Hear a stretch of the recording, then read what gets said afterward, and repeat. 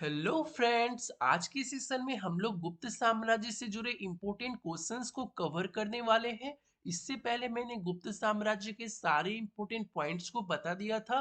और जो क्वेश्चन आज हम लोग करने वाले हैं वो सारे क्वेश्चन प्रीवियस ईयर में पूछे गए हैं और आगे भी पूछे जाने की संभावनाएं हैं। तो आइए स्टार्ट करते हैं प्रीवियस ईयर क्वेश्चन के सेशन को। पहला क्वेश्चन है, गुप्त वंश ने किस अवधि में शासन किया था? गुप्त वंश की जब अवधि की बात की जाती है, टाइम ड्यूरेशन की, तो आपका राइट आंसर हो जाएगा 319 से 500 ईस्वी तक।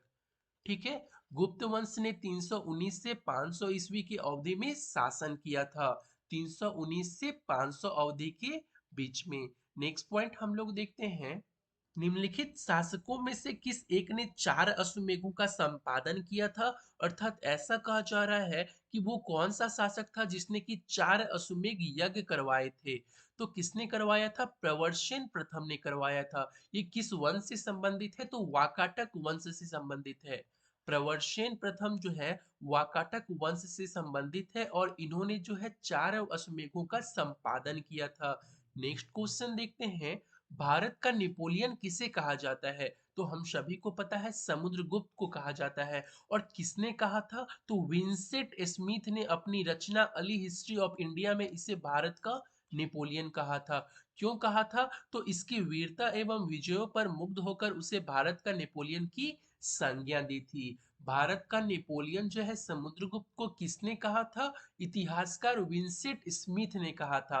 किस रचना में उसे कहा था? तो अली हिस्ट्री ऑफ इंडिया में समुद्रगुप्त को भारत का नेपोलियन कहा गया था। नेक्स्ट क्वेश्चन है, प्राचीन भारत का नेपोलियन किसे कहा जाता है? तो प्राचीन भारत का भी नेपोलियन समुद्रगुप्त आपका राइट आंसर हो जाएगा। नेक्स्ट क्वेश्चन है, निम्नलिखित में से किस गुप्त राजा का एक अन्य नाम देवगुप्त था? तो चंद्रगुप्त द्वितीय को हम लोग देवगुप्त के नाम से भी जानते हैं। चंद्रगुप्त द्वितीय को देवगुप्त के नाम से भी जानते हैं।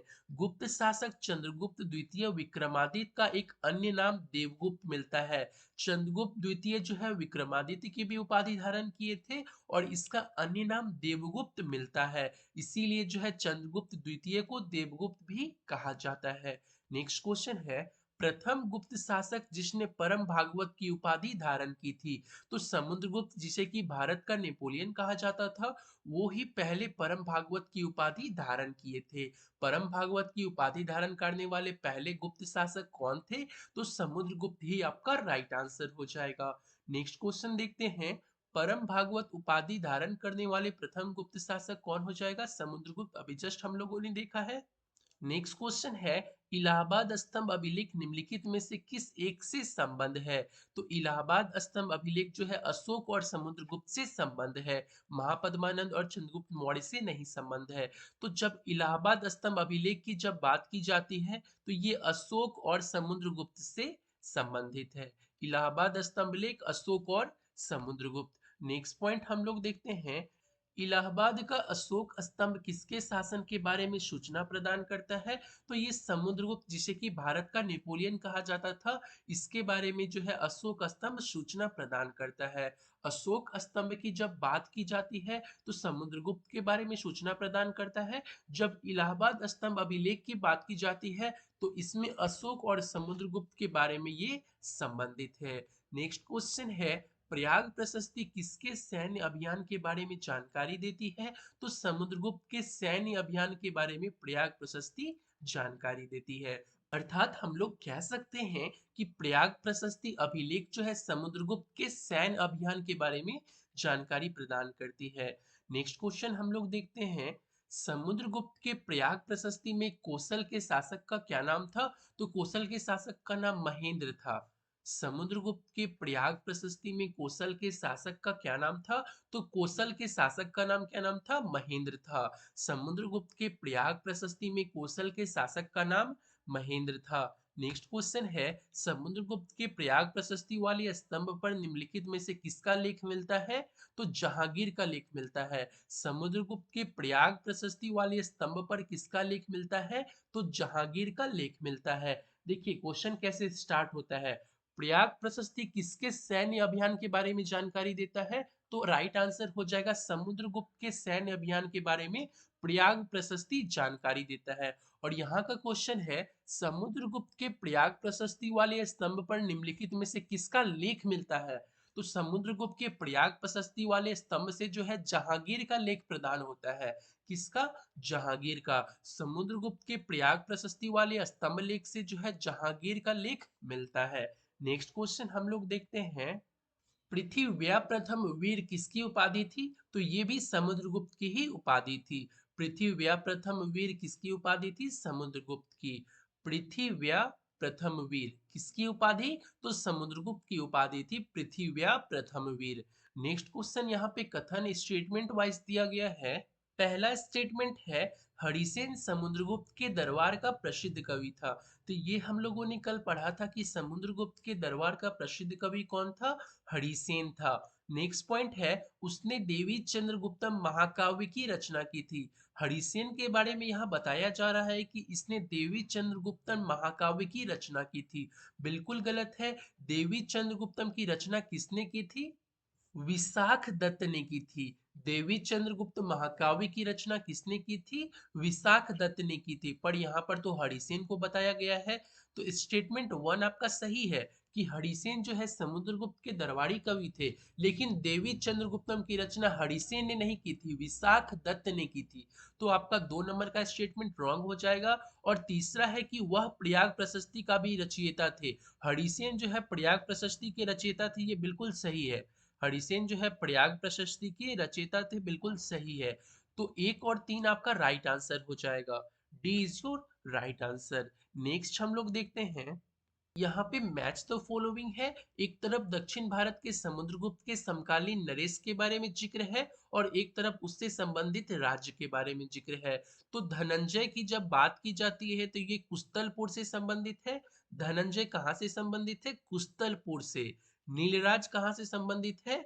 अवमुक्त से संबंधित है। हम लोगों ने पढ़ा था नीलराज किससे संबंधित है? अवमुक्त से संबंधित है। उग्रसेन पालक्का से संबंधित है और विष्णु गोपा कांची से संबंधित है। किस राज्य से? तो कांची से। धनंजय कुस्तलपुर, नीलराज अवमुक्त, उग्रसेन पालक्का और विष्णु गोपा किस राज्य से संबंधित है? तो विष्णु का हो जाएगा कांची, उग्रसेन का हो जाएगा पालक्का। उग्रसेन पालक्का, नीलराज का हो जाएगा अवमुक्त और धनंजय किस राज्य से संबंधित है? तो कुस्तलपुर से संबंधित है। आइए इसका शॉर्ट रिकॉल कर लेते हैं।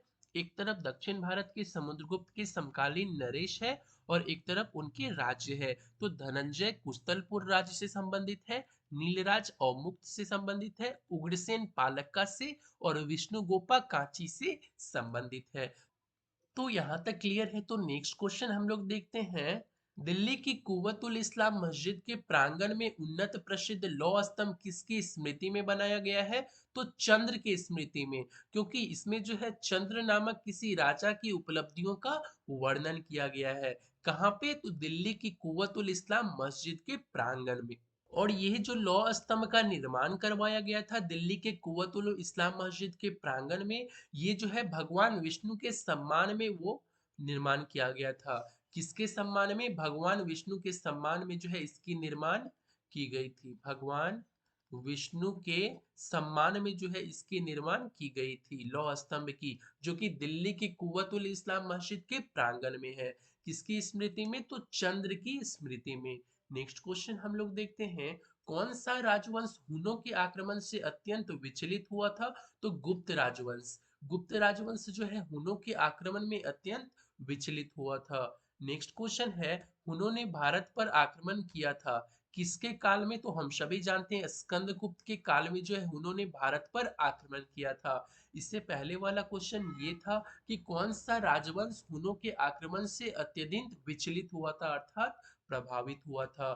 तो वो हो जाएगा गुप्त वंश। और हुनों ने जो आक्रमण किया था किसके शासन काल में? तो समुद्रगुप्त के शासन काल में हुनों ने आक्रमण किया था। नेक्स्ट क्वेश्चन है निम्नलिखित में से किस गुप्त शासक ने हुनों पर विजय प्राप्त की थी? तो स्कंदगुप्त ने, क्योंकि इसी के काल में जो है हुनों ने आक्रमण किया था और स्कंदगुप्त ने हुनों पर विजय प्राप्त की थी। नेक्स्ट क्वेश्चन हम लोग देखते हैं। गुप्त सम्राट जिसने हुनों को पराजित किया था, तो स्कंदगुप्त ही आपका राइट आंसर हो जाएगा। इन्होंने हुनों को पराजित किया था और इसी के शासनकाल में हुनों ने आक्रमण किए थे। नेक्स्ट क्वेश्चन है, उसी क्वेश्चन को घुमा फिरा के पूछा गया है कि इनमें से किस गुप्त शासक ने हुनों को पराजित किया था। Skandagupta is your right answer. किस अभिलेख से ज्ञात होता है कि स्कंदगुप्त ने हुनों को पराजित किया था। अभी तक हम लोगों को ये पता चला है कि हुनों के आक्रमण से सबसे ज्यादा विचलित जो है गुप्त वंश ही हुए थे। गुप्त वंश ही वो राजवंश थे जो कि हुनों के आक्रमण से सबसे ज्यादा प्रभावित अर्थात विचलित हुए थे। और वो किसके काल में हुआ था? स्कंदगुप्त के काल में हुआ था। अब यहाँ आपका क्वेश्चन है, ये किस अभिलेख से ज्ञात होता है कि स्कंदगुप्त ने हुनों को पराजित किया था? तो भीतरी स्तंभ लेख से ये प्राप्त होता है कि स्कंदगुप्त जो है हुनों को पराजित किए थे। भीतरी स्तंभ लेख कहाँ पे है? तो ये यूपी में है। भीतरी स्तंभ लेख से ये पता चलता है कि स्कंदगुप्त जो है हुनों को पराजित किए थे। नेक्स्ट क्वेश्चन देखते हैं, गुप्त साम्राज्य के पतन के विभिन्न कारण थे, निम्नलिखित कथनों में कौन सा कारण नहीं था? हुन आक्रमण हो सकता है, प्रशासन का सामंतीय ढांचा ये भी हो सकता है, उत्तरवर्ती गुप्तों का बौद्ध धर्म स्वीकार करना ये भी हो सकता है, लेकिन अरब आक्रमण का तो हम लोगों ने कहीं भी जिक्र नहीं देखा है। तो अरब आक्रमण इनमें से कारण नहीं हो सकते हैं। तो आइए इसकी डिस्क्रिप्शन को पढ़ते हैं। गुप्त साम्राज्य के पतन के प्रसंगत कारणों में से अरबों का भारत पर आक्रमण इसके लिए उत्तरदायी नहीं था। भारत पर अरब आक्रमण गुप्तों के पतन के बाद बहुत पूर्व मध्यकाल में हुआ था, इसलिए हम लोग अरब आक्रमण को मार्क किए थे। नेक्स्ट क्वेश्चन हम लोग देखते हैं, शक विजेता के नाम से किसे जाना जाता है? तो चंद्रगुप्त द्वितीय को शक विजेता के नाम से जाना जाता है। चंद्रगुप्त द्वितीय को हम लोग विक्रमादित्य भी कहते हैं और इसे ही जो है शक विजेता के नाम से जाना जाता है। नेक्स्ट क्वेश्चन है, रजत सिक्के जारी करने वाला प्रथम गुप्त शासक कौन था? तो चंद्रगुप्त द्वितीय ही वो शासक था जिसने रजत सिक्के जारी किए थे।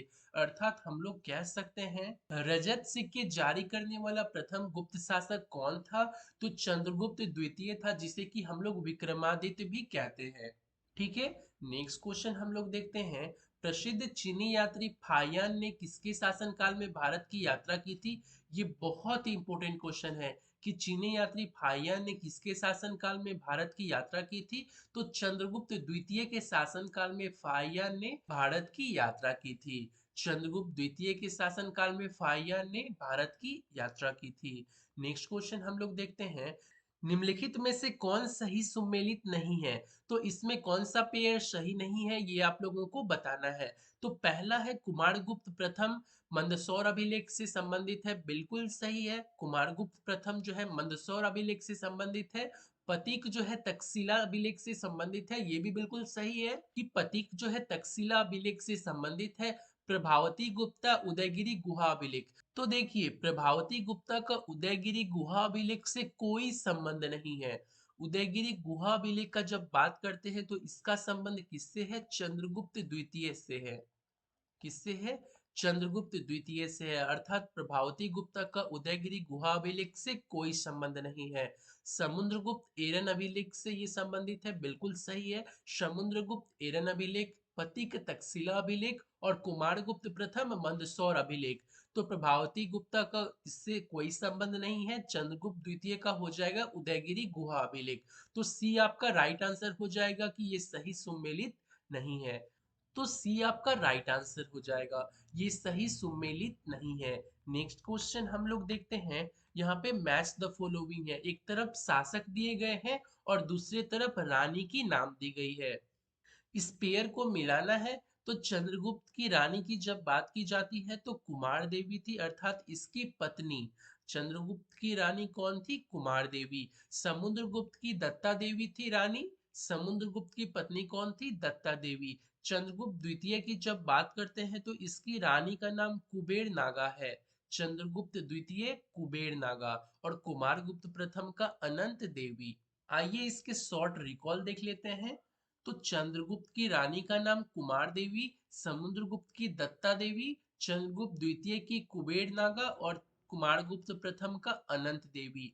चंद्रगुप्त कुमार देवी, समुद्रगुप्त दत्ता देवी, चंद्रगुप्त द्वितीय कुबेर नागा, कुमारगुप्त प्रथम, अनंत देवी। नेक्स्ट क्वेश्चन हम लोग देखते हैं, ईसा की तीसरी शताब्दी से जबकि हुन आक्रमण से रोमन साम्राज्य समाप्त हो गया, भारतीय व्यापारी तभी किस पर निर्भर हो गए थे? तो दक्षिणी पूर्वी एशिया पे निर्भर हो गए थे। अर्थात हम लोग कह सकते हैं ये अगर भारत है तो इस तरफ दक्षिण पूर्व में ये आश्रित हो गए थे। तो ये कब की बात की जा रही है? तो हुन आक्रमण से जब रोमन साम्राज्य समाप्त हो गया था तभी की ये बात की जा रही है। भारतीय व्यापारी जो है अधिकांश किधर निर्भर थे? तो दक्षिणी पूर्व एशियाई पर निर्भर थे। नेक्स्ट क्वेश्चन हम लोग देखते हैं,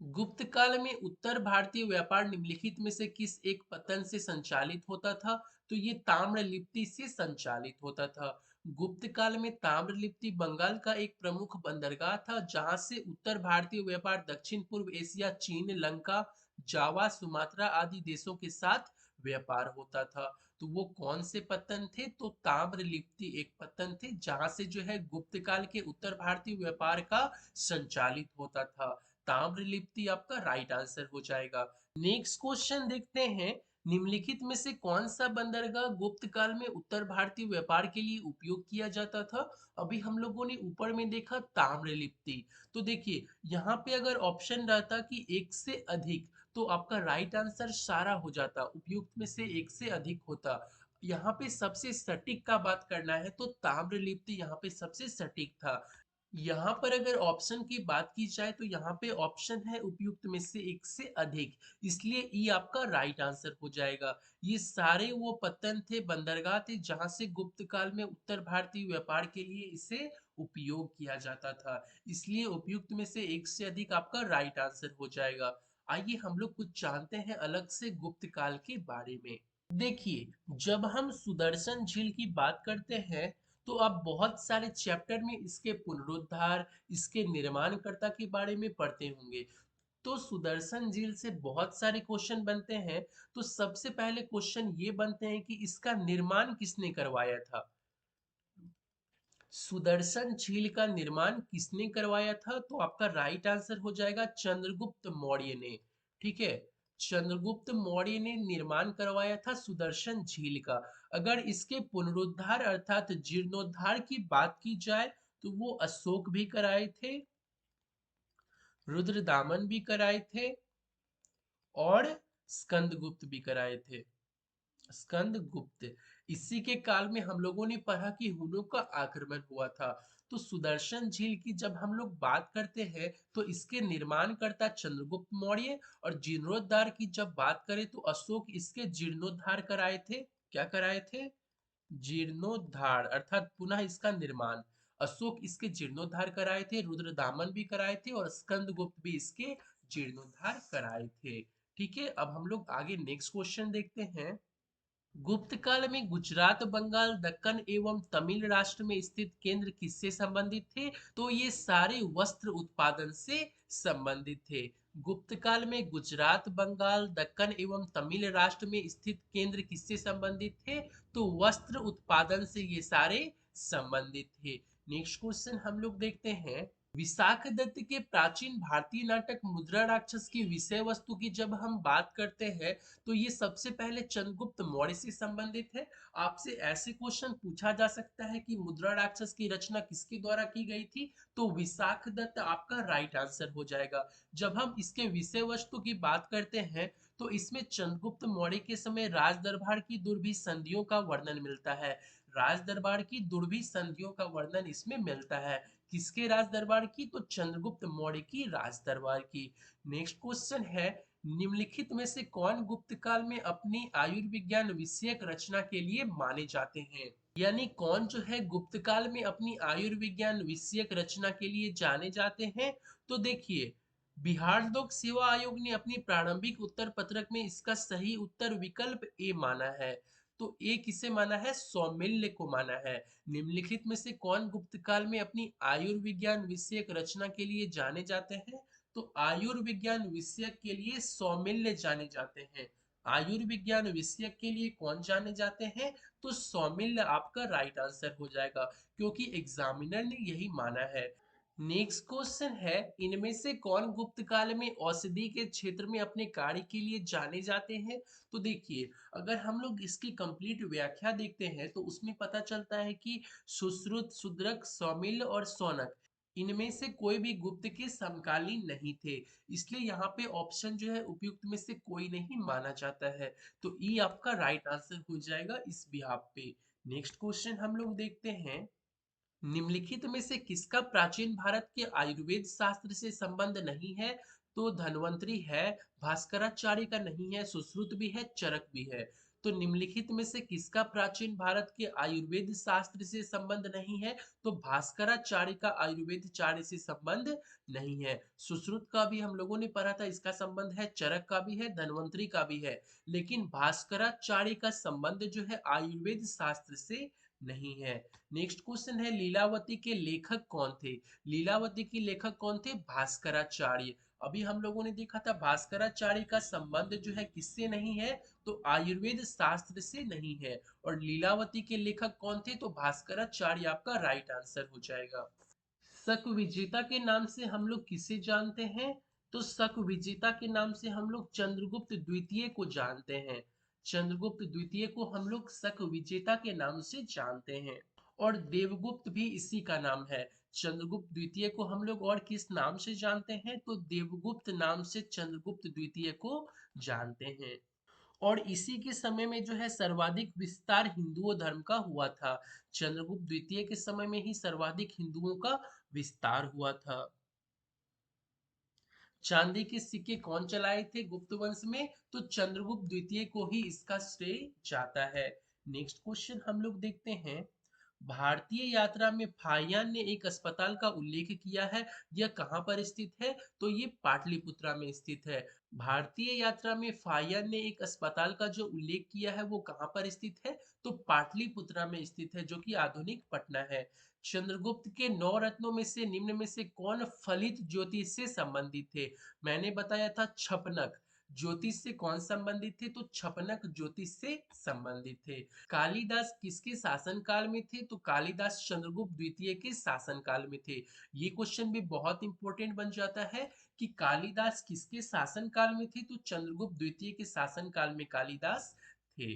नेक्स्ट क्वेश्चन है, इनमें से किसने पहली बार यह व्याख्या की थी कि पृथ्वी की अपनी धुरी पर घूमने के कारण प्रतिदिन सूर्योदय एवं सूर्यास्त होता है?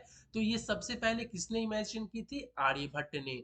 आर्यभट्ट को जो गणित का भी विशेषज्ञ माना जाता है, इसने ही पहली बार यह व्याख्या की थी कि पृथ्वी की अपनी धुरी पर घूमने के कारण प्रतिदिन सूर्योदय और सूर्यास्त होता है। नेक्स्ट क्वेश्चन हम लोग देखते हैं, अधोलिखित में से कौन गुप्तकालीन स्वर्ण मुद्रा है? तो दिनार को स्वर्ण मुद्रा कहा जाता है, ये हम लोगों ने पढ़ा था। और चांदी को रुपये कहा जाता है। गुप्त स्वर्ण मुद्रा को कहा जाता था, तो दिनार आपका राइट आंसर हो जाएगा। गुप्त रजत मुद्राओं को नाम दिया गया था, तो रजत मुद्रा यानी कि चांदी, तो रुपया किसको कहा गया था? नेक्स्ट क्वेश्चन है, निम्नलिखित में से किस गुप्त शासक ने सर्वप्रथम सिक्के जारी किए थे? तो चंद्रगुप्त प्रथम ने सर्वप्रथम सिक्के जारी किए थे। चांदी का सिक्का पूछा जाए तो चंद्रगुप्त द्वितीय हो जाएगा। अगर सर्वप्रथम पूछा जाए सिक्का किसने जारी किया, तो चंद्रगुप्त प्रथम आपका राइट आंसर हो जाएगा। नेक्स्ट क्वेश्चन हम लोग देखते हैं, गुप्त काल में लिखित संस्कृत नाटकों में स्त्री और शूद्र बोलते थे, कौन से भाषा बोलते थे? प्राकृत भाषा बोलते थे। गुप्त काल में लिखित संस्कृत नाटकों में स्त्री और शूद्र जो है प्राकृत भाषा बोलते थे। नेक्स्ट क्वेश्चन देखते हैं, सती प्रथा का प्रथम अभिलेख साक्ष्य कहाँ से प्राप्त हुआ है? तो एरन अभिलेख से सती प्रथा का सबसे पहले अभिलेख साक्ष्य प्राप्त हुआ है। कहाँ से? तो एरन अभिलेख से। कब हुआ है? तो 510 ईस्वी में इसका उल्लेख हुआ है। नेक्स्ट क्वेश्चन है, गुप्त संवंत की स्थापना किसने की थी? तो गुप्त संवंत की स्थापना चंद्रगुप्त प्रथम ने की थी। 319 में ये हुआ था इसकी स्थापना। गुप्त संवंत की स्थापना किसने की थी? चंद्रगुप्त प्रथम ने की थी। कब? तो 319 20 आपका राइट आंसर हो जाएगा, अर्थात 319।